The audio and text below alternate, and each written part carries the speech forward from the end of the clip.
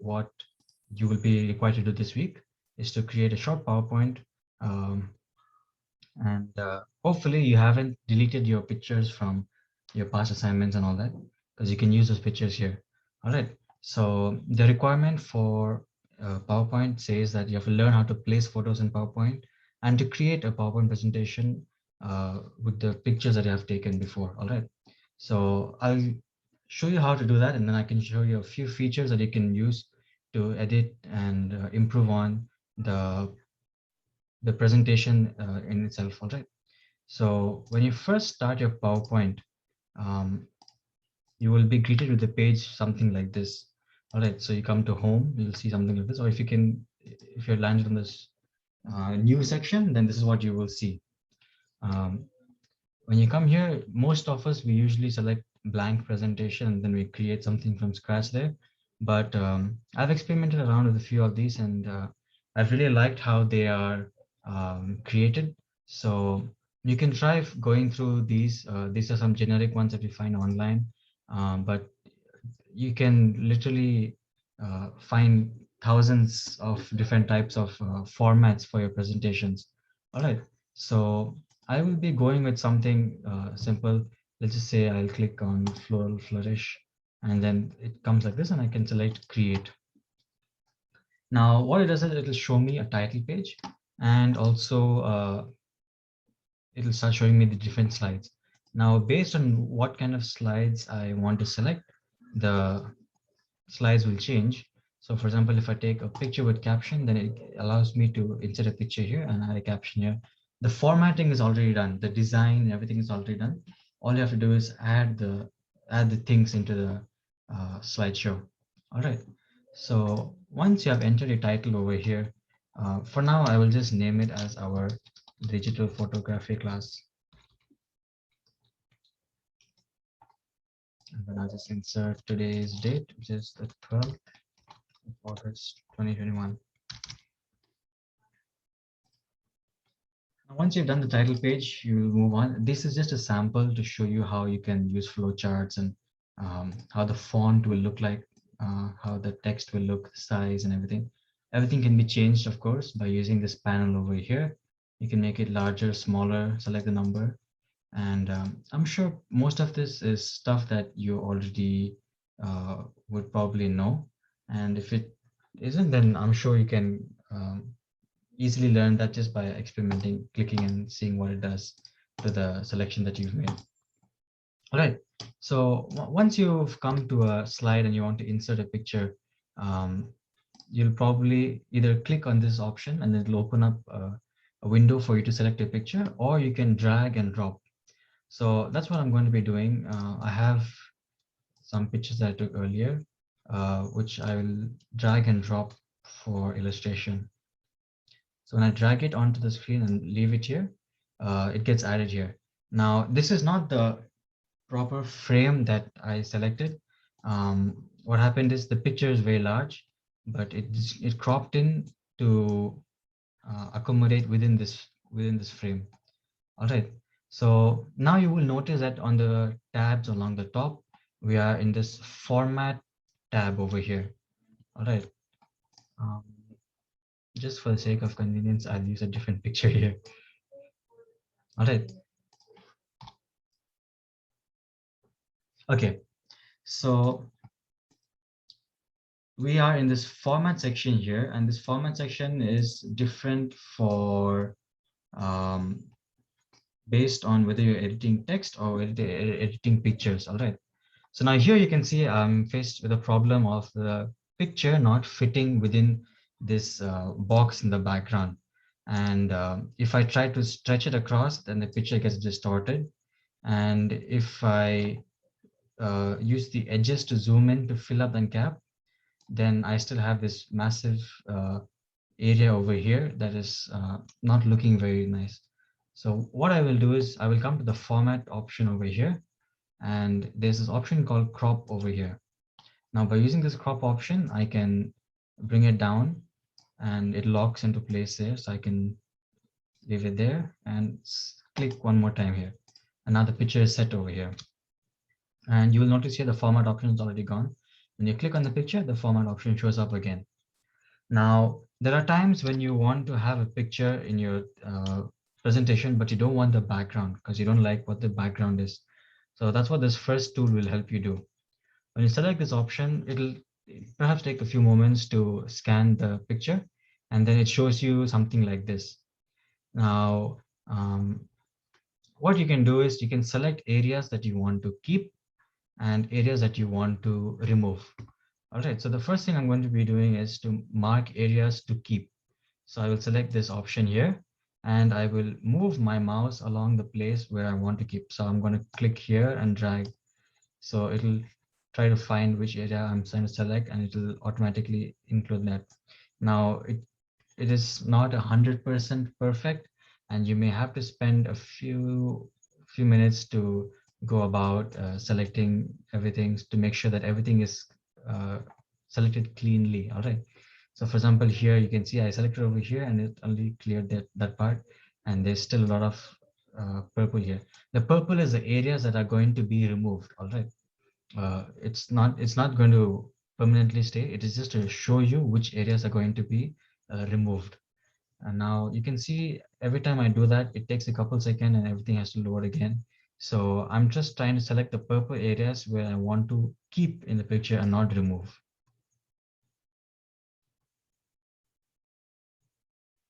Okay, I'll just keep a little bit of the body and my friend's hand as well.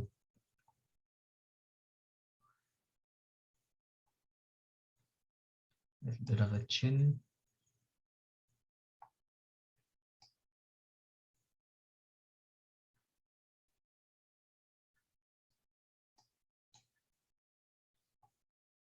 Okay, I'm going to assume that after selecting everything, this is how much I want to keep um, of the picture, and then the background is to be removed. Now, let's say I accidentally selected a part of this door in the background here, and that got added over there. So that is when we will use the next tool called Mark Areas to Remove. And it's pretty similar. You just come and you draw a line over the areas that you want to have removed. When you do that, it'll remove that area. Now I have selected mark area to keep and I drew a line over there. That's why it is trying to remember that and keep it there. But you should be able to remove that if you haven't selected that area as mark area to keep previously. All right. So once you've done that, you can just select keep changes and it will automatically remove the background from around the subject that you have chosen. Now you are free to change the color of the background, or um, if you want to add a different background, add some trees or some grass, whatever you may want to add, you can add and that'll be there. Now you also can make some corrections to the picture, and I would not recommend relying on this too much. We focused on our editing last class, and we had the options there. I would recommend those because you're able to fine tune everything much better. But let's say you've already put it here and you just want to make like a few adjustments before you present. Like there's no time to send it to an app and edit everything and bring it back and all that. In that case, you can use this option over here. Now, I want you to notice that everything right now is at 0%. All right. So within this sharpness and softness section over here, we are at 0. If I were to make it 50% softer, it's going back. So like think of it as minus 50 in sharpness. Um, you'll have to excuse me. My PowerPoint is giving some issues with me 1 minute.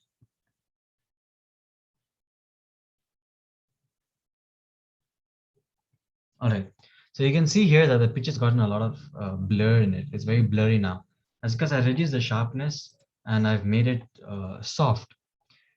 You can make it 25% as well. Or you can, on the other hand, sharpen things up.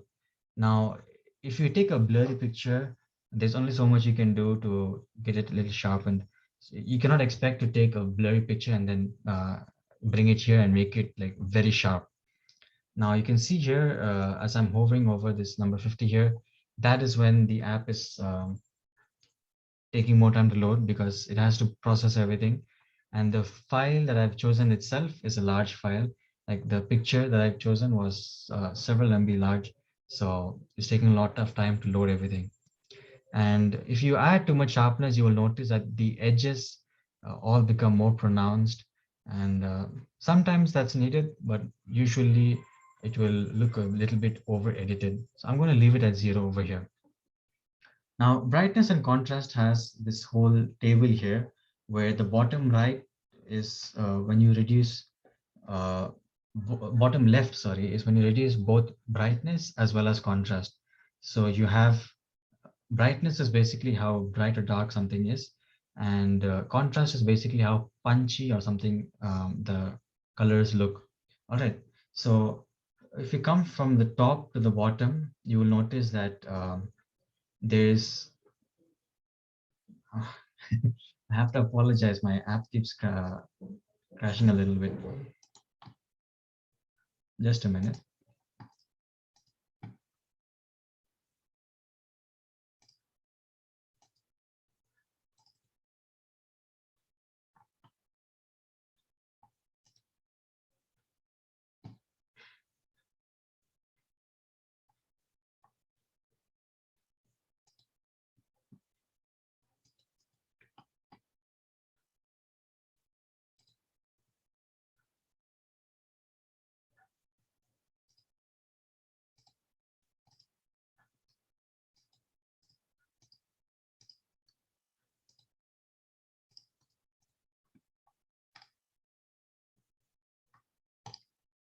All right. So I've temporarily removed the background thing. I think that may have been affecting performance a little bit. So I've removed that. All right. So we were talking about the brightness and contrast. All right. So on the top, we have more of contrast.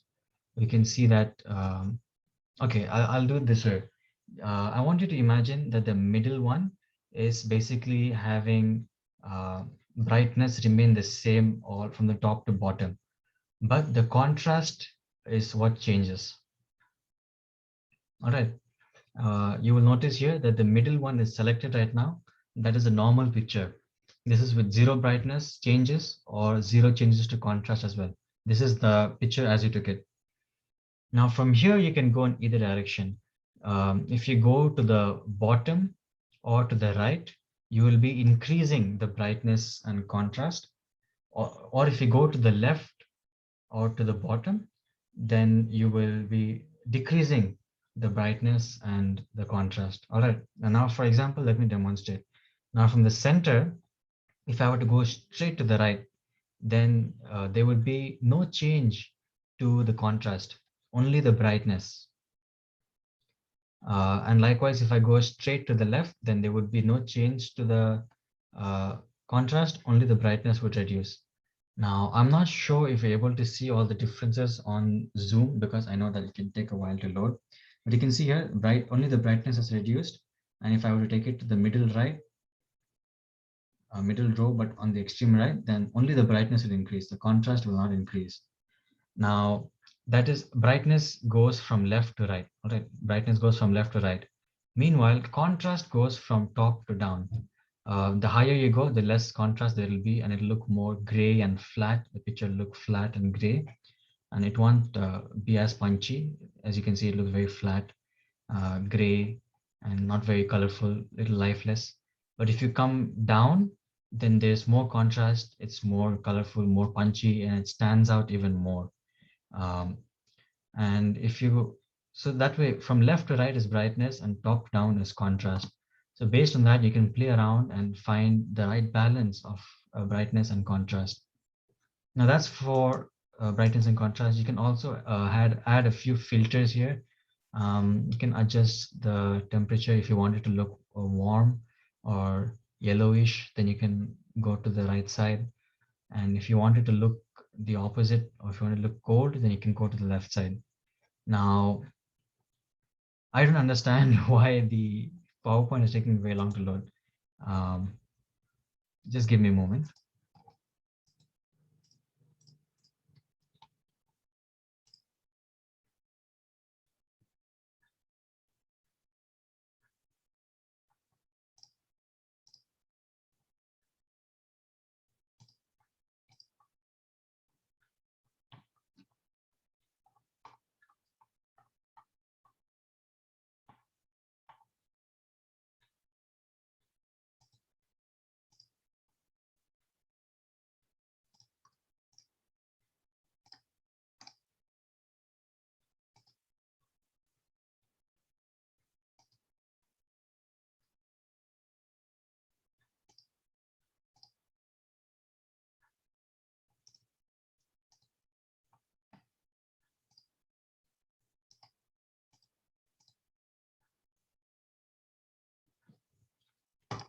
All right. Now that we're back, uh, so you saw the changes for brightness and contrast.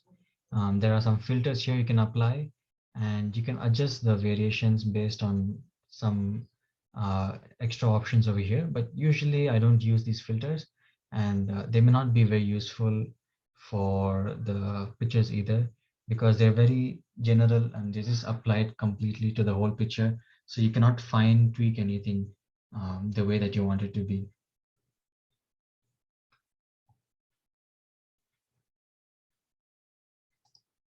Next, we have some artistic effects here where you're able to change the picture. Sometimes it can be useful, but most of the time you may not use it. But in case you need to, here's some extra filters. Think of these as filters to add to your picture, and you can modify the way that the picture looks. Now, I will not be going through these filters because for some reason that those filters are making my computer laggy. Um, this is first time it's happening to me either, so I don't know.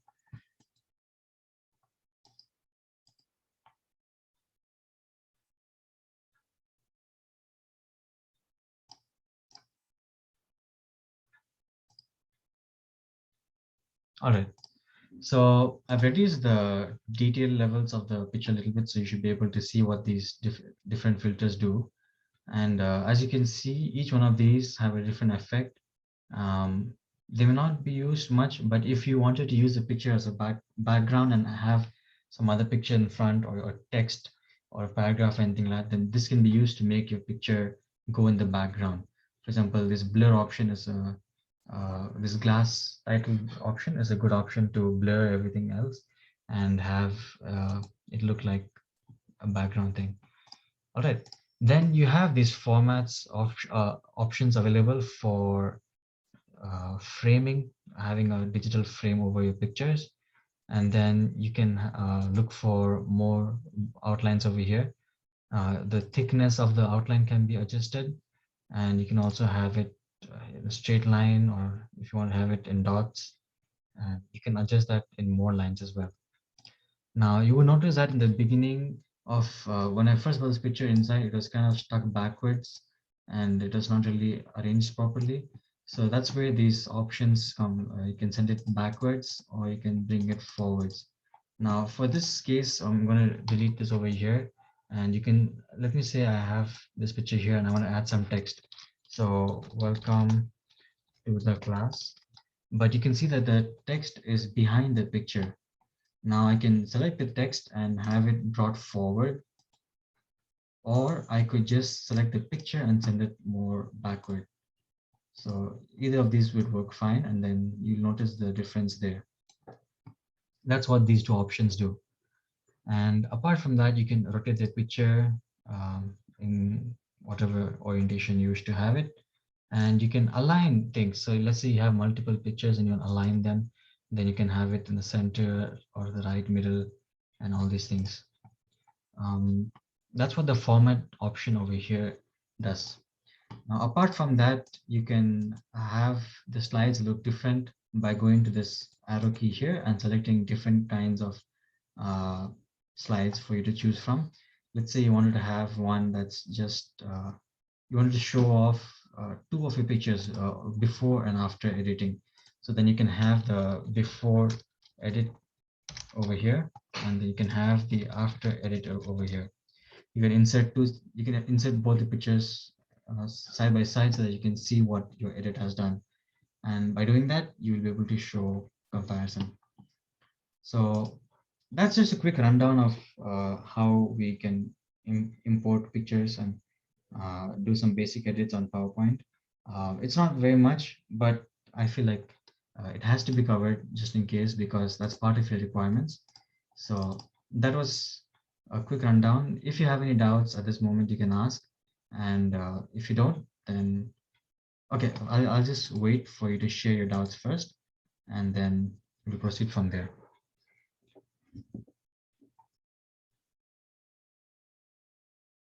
By a show of hands, I want to ask how many of you have used PowerPoint before? I'm pretty sure most of what I've said would be stuff that you already know. So you can just raise your hand. I see Roland's already raising his hand. If you've used PowerPoint before, please raise your hand. If you have access to a computer, then I want you to give a thumbs up, because your homework will mainly be based on a computer this week.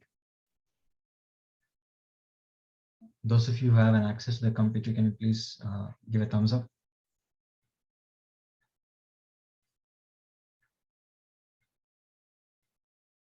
Okay, I see that most of you have access to the computer. So here's what your assignment for this week is going to be. I want you to open a PowerPoint uh, on your laptop or your computer, and then I'm going to ask you to make a PowerPoint presentation of about 5 to 6 slides. All right. The title of the PowerPoint can be your name, and the title of your PowerPoint can be your name. So if it were me, I'll put my name, and you can put, you don't need to put the date over there. And then I want you to insert um, different slides with pictures that you've taken. All right. So for example, let's say this was a picture that you took and you wanted it to, um, you wanted to include this as part of your assignment. In that case, you can include the picture and you can have a small title. You can maybe, in this case, I'm just going to say the dog's name is Leo, so I'm going to keep that there. And then you can tell me a quick rundown of how you took the picture, if that's how your slide is going to be.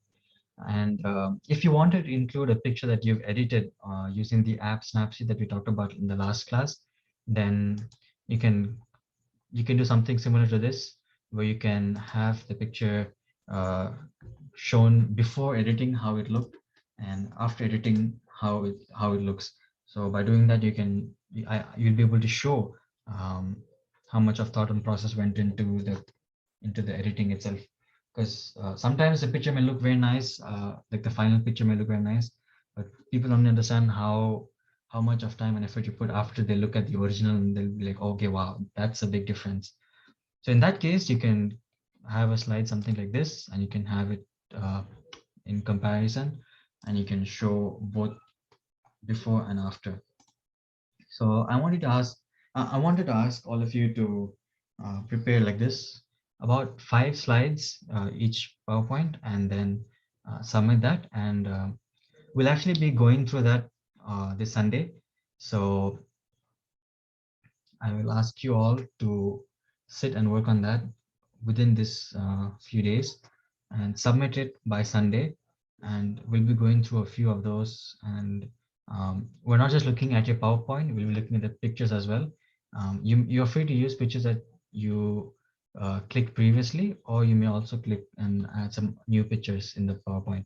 So keeping that in mind, you may flex a little bit on your classmates here in our photography honor class. So you can include some of your best pictures that you've taken. And I see that someone's raising your hand. Nikita, you have a doubt? What time on Sunday? I think we'll be having it on the regular time. Okay.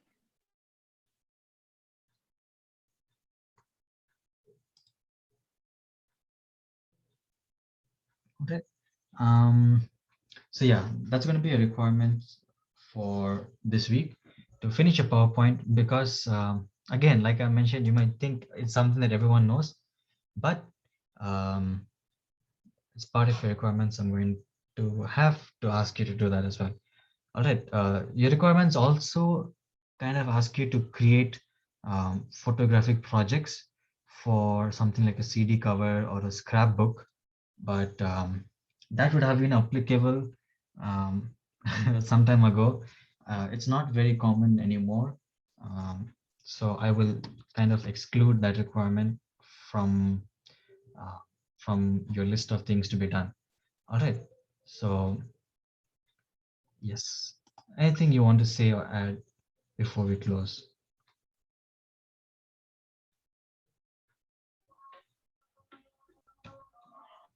General, up till now,